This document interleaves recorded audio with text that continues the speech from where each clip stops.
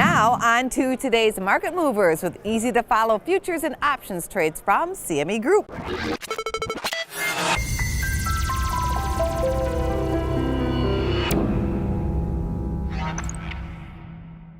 Welcome to Market Movers. I'm Jim Urio, and we're a week away from a Fed meeting that the market is pricing in about an 86% chance of a quarter-point hike.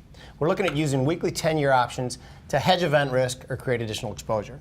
Joining me is Chief Investment Officer of Kingsview Asset Management, Scott Martin. Hi, Jim. Scott, is there any possibility they don't hike? Well, given the stats you just threw out there, I guess there is, which is shocking to me considering how the ZN has moved in response to previous hikes, how the economic data is coming, and frankly, I believe how the market has taken things recently in the last couple weeks in spite of higher rates. What could change in the next week that would cause them, one, to possibly not hike, and two, to soften their rhetoric? I know what my answer is going to be. I'm seeing if you're on the same page. Let me sum it up for you in one word. Nothing. Okay. That's kind of a disagree. Seinfeld reference, but I really don't think there's anything that's going to happen, Jim, and there shouldn't be. That's Okay. really the main point to me. This is crazy because think about the last couple of weeks. We've seen some gapping lower stock markets that at one point in time was down 12%. If we revisited that lows, do you think they would do nothing? Do you think they would just plow right ahead? You know why I think they wouldn't? Because of the fact that those lows got purchased. Okay. I mean, how long were we down there? A couple of days, and then you Okay. saw those gap downs in the mornings, only to be bought. Okay. Yes, buy and came in. Okay, now before we dive into our trade discussions, I'd like to point out that as with all market movers, it's important to view these trades as examples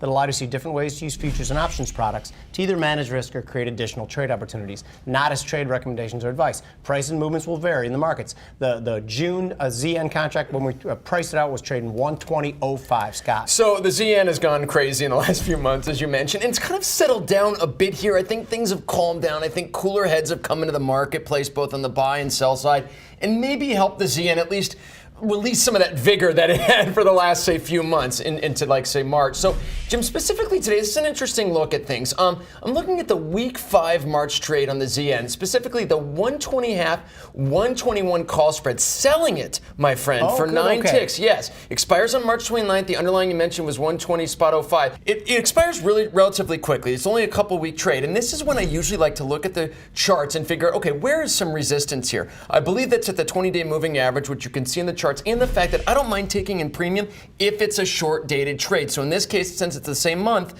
I'm going to bring that money in with the anticipation it does not go above those levels and fill out. I like it. When I heard you talk about the call spread, I thought for sure you were going to say buy it. I was ready to jump at you because I don't like that trade. I think rates are going. I think 10-year rates are going higher. I think they're going to 3%. Then I think they're going to 3.25%. So I like that trade a lot, and I like getting some short-term decay as long as your risk is perfectly defined as it is.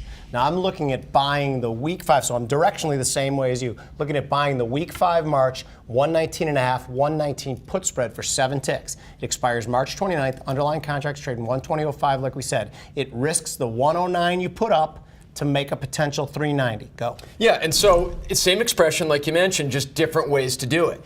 And that's what I like about what you were just saying there on the setup is that if maybe you don't feel like outlaying too much, right? Like let's say you want to express yourself bearishly, but you don't want to outlay premium. You don't want to say buy like a put spread. You can take in the call spread as I showed in my example, just to take in some net premium. Therefore, if it sits there, you're good. I actually like combining the two trades if you're really aggressive and you really have a notion. Well, and I think if you look at the moving averages on the chart, the 20-day, certainly some of the recent moving averages, the 10-day, it appears that there's a pretty good lid on ZN here. Last question. I thought the only way they could change their rhetoric is if the stock market falls out of bed. Do we both agree that the economy is going relatively gangbusters right now? I believe it is. Now, here's the other thing that's happening that's relatively gangbusters is the fact that this is the perfect environment in which the Fed can continue to normalize interest rates. The lead block, the fullback has gone through the line of scrimmage. Run through it, running back. Amen, brother. Thanks for joining us on Market Movers. I'm Jim Urio, where we're hoping to make you a better trader.